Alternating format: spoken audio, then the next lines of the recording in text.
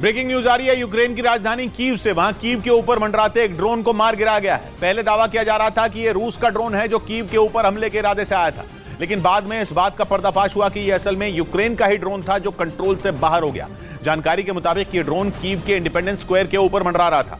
Ukraine को डर था कि बेकाबू हो चुका उसका यह ड्रोन कहीं वहां मौजूद सरकारी इमारतों को नुकसान न पहुंचा दे, इसलिए यूक्रेन की सेना ने कीव के ऊपर मंडरा रहे अपने ही ड्रोन को आसमान में ढेर कर दिया, जिसका एक वीडियो भी यूक्रेन की सेना की तरफ से जारी किया गया, जिसमें एक ड्रोन कीव शहर के ऊपर मंडराता नजर आया। रूस का दावा है कि यूक्रेन ने इसे रूस का ड्रोन समझकर उस पर हमला किया, जबकि वो यूक्रेन का ही था। यूक्रेन के मीडिया का दावा है कि यह बारख्ताश TB2 ड्रोन था जो यूक्रेन को तुर्की से मिला था, जिसे यूक्रेन ने कीव की बाहरी सीमा की सुरक्षा में तैनात किया था। लेकिन अचानक उसका कंट्रोल यूक्रेन के हाथ से निकल गया और वो उड़ते हुए कीव शहर के बीचों बीच पहुंच गया, जिसके बाद जेलेंस्की की सेना के पास उसे बर्बाद करने के अलावा कोई चारा नहीं बचा, क्योंकि वो तेज रफ्तार से कीव के रिहायशी इलाकों की तरफ बढ़ने लगा। इसके अलावा वो तेजी से आसमान से नीचे की तरफ भी आ रहा था, इसलिए उसे रोकने के लिए कीव ने अपनी मिसाइलों को एक्टिव कर दिया। जो वीडियो सामने आया उसमें यूक्रेन की सेना उसे रोकने के लिए एक मिसाइल दागती दिखी जो ड्रोन के बगल से निकल गई। इसके बाद ड्रोन पर एक दूसरी मिसाइल चलाई गई जिसके ड्रोन से टकराते ही वो हवा में तबाह हो गया।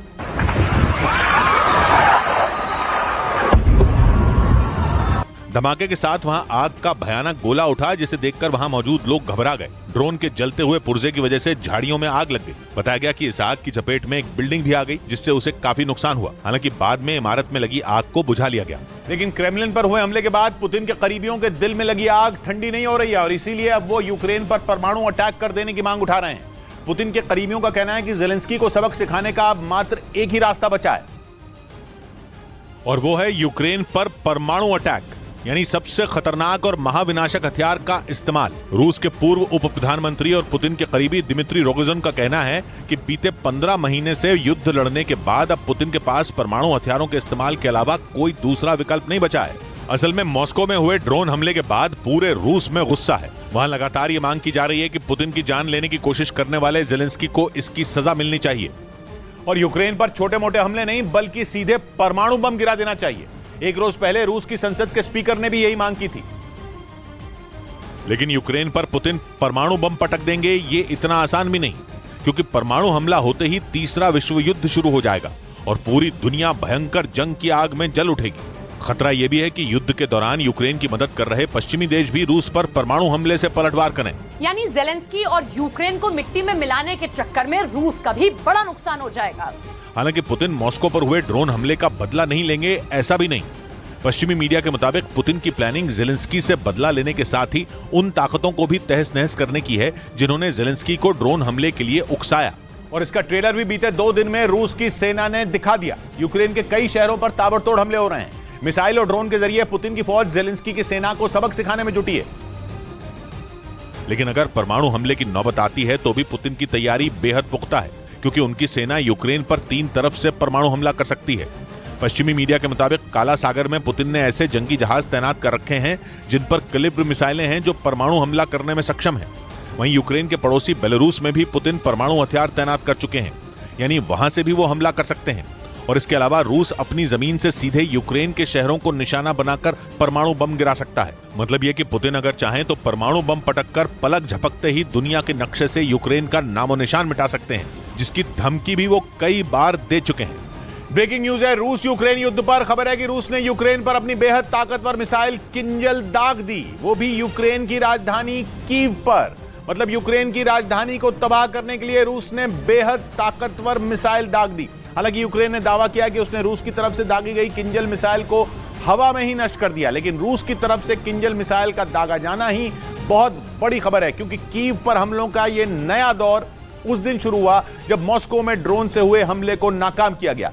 कीव पर उसके बाद से ही लगातार सायरन बज रहे हैं। कीव की सुरक्षा में तैनात यूक्रेन की फौज के अधिकारी अब तक दर्जनों हमलों को नाकाम करने का दावा कर चुके हैं, जिनमें उसके लिए सबसे बड़ी कामयाबी रूस की किंजल मिसाइल को नष्ट करना माना जा रहा है। किंजल मिसाइल रूस के अचूक हथियारों में एक गिनी जाती है। इससे पहले भी यूक्रेन की तरफ से दावा किया जा चुका है कि उसने रूस की किंजल मिसाइल को नाकाम कर दिया, लेकिन अब तक उसने ऐसे किसी दावे से जुड़ा कोई सबूत नहीं दिया था। मगर इस बार तो कुछ तस्वीरें भी सामने आई। ये तस्वीरें नष्ट की जा चुकी रूस की किंजल मिसाइल की हैं। किंजल एक हाइपरसोनिक मिसाइल है जो हवा से दागी जाती है। मतलब हवा में उड़ रहे किसी एयरक्राफ्ट पर तैनात कर इसे दागा जाता है। लेकिन ये मिसाइल इतनी खतरनाक है कि अगर कीव पर यह मिसाइल गिर गई होती तो वहां लाशों का ढेर लग जाता। हालांकि यूक्रेन ने दावा कर दिया कि उसने इस मिसाइल के हमले को नाकाम कर दिया, लेकिन हर बार वो रूस के इस तरह के हमलों से निपट पाएगा इसका भरोसा तो खुद यूक्रेन को भी नहीं है, क्योंकि पिछले 3 दिनों में यूक्रेन के आसमान से पुतिन मौत बरसा रहे हैं। यूक्रेन के तकरीबन हर शहर में ड्रोन और मिसाइलें बरस रही हैं।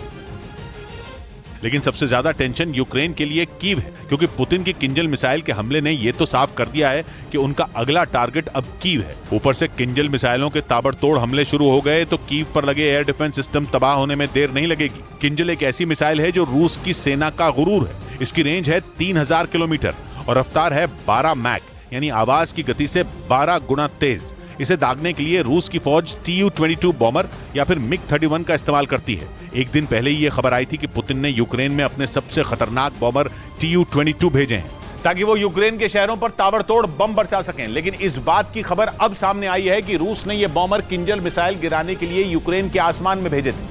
मतलब साफ है कि मॉस्को में हुए ड्रोन अटैक के बाद रूस के तेवर बदल चुके हैं और अब वो अपने सबसे खतरनाक हथियारों को भी युद्ध में इस्तेमाल करने से पीछे नहीं हटेगा। मतलब ये कि भले ही वो परमाणु बम का इस्तेमाल न करे, लेकिन वैसी ही तबाही मचाने के लिए उसके पास दूसरे हथियार भी मौजूद हैं, जिससे वो यूक्रेन के शहरों को तबाह करने के लिए कभी भी बमों की बारिश कर देंगे।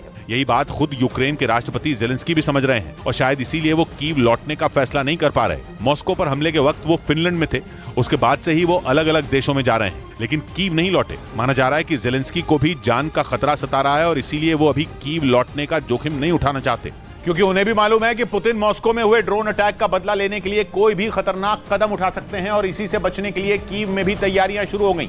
वहां इजराइल से मिले एयर डिफेंस सिस्टम का ट्रायल शुरू कर दिया गया, जिससे वक्त रहते उसे रूस के हमलों का पता चल जाए और वो उनसे बच सके, ताकि जंग में उसका ज्यादा नुकसान ना हो। और इसमें उसकी मदद इजराइल का एयर डिफेंस सिस्टम करेगा। यही वजह है कि इजराइल से मिले इसी एयर डिफेंस सिस्टम का यूक्रेन ने ट्रायल भी शुरू कर दिया, जो यूक्रेन को मिसाइल अटैक होने पर फौरन अलर्ट कर देगा। यूक्रेन की वायुसेना का दावा है कि रूस ने एक रात पहले 24 बार ड्रोन से यूक्रेन पर हमला किया। ऐसे में यूक्रेन का मानना है कि ये एयर डिफेंस सिस्टम उसे रूस के हमलों से बचने और उन्हें नाकाम करने में मददगार साबित होगा। यूक्रेन ने इजराइल से मिसाइल अटैक रोकने वाले एयर डिफेंस सिस्टम की मांग भी की थी, लेकिन उसने जेलेंस्की की इस मांग को नामंजूर कर दिया। उधर जर्मनी के मीडिया का दावा है कि यूक्रेन के राष्ट्रपति जेलेंस्की का बर्लिन दौरा सुरक्षा कारणों से रद्द हो सकता है।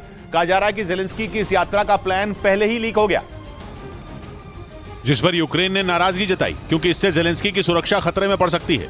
जर्मनी के मीडिया के मुताबिक जेलेंस्की की बर्लिन यात्रा का पूरा प्लान पहले ही सबको पता चल गया और तो और जर्मनी की तरफ से भी इस बात की घोषणा कर दी गई कि जेलेंस्की इस महीने के आखिर में बर्लिन की यात्रा करेंगे। जैसे ये खबर दुनिया को पता चली, यूक्रेन की खुफिया एजेंसियों के कान खड़े हो गए, क्योंकि वो पूरी दुनिया से ये बात छिपाना चाहते थे।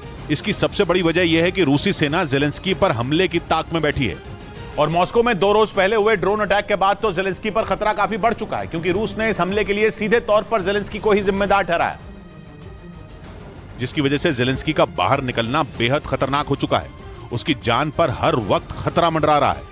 पुतिन की सेना और उनकी खुफिया एजेंसियां हर वक्त जेलेंस्की पर हमले का मौका ढूंढ रही हैं। ऐसे में अगर वो पूरी दुनिया को बताकर जर्मनी की यात्रा करेंगे तो ये मौत को दावत देने जैसा होगा। जर्मनी के मीडिया के मुताबिक इसी वजह से यूक्रेन नाराज है कि जेलेंस्की की यात्रा का प्लान कैसे लीक हो गया। माना जा रहा है कि इस खबर के सामने आने के बाद जेलेंस्की अपनी यात्रा रद्द भी कर सकते हैं। हालांकि जंग के बीच ही जेलेंस्की ने अमेरिका और ब्रिटेन समेत कुछ देशों का दौरा किया था, लेकिन उनके इस दौरे की भनक पहले किसी को भी नहीं लगी थी।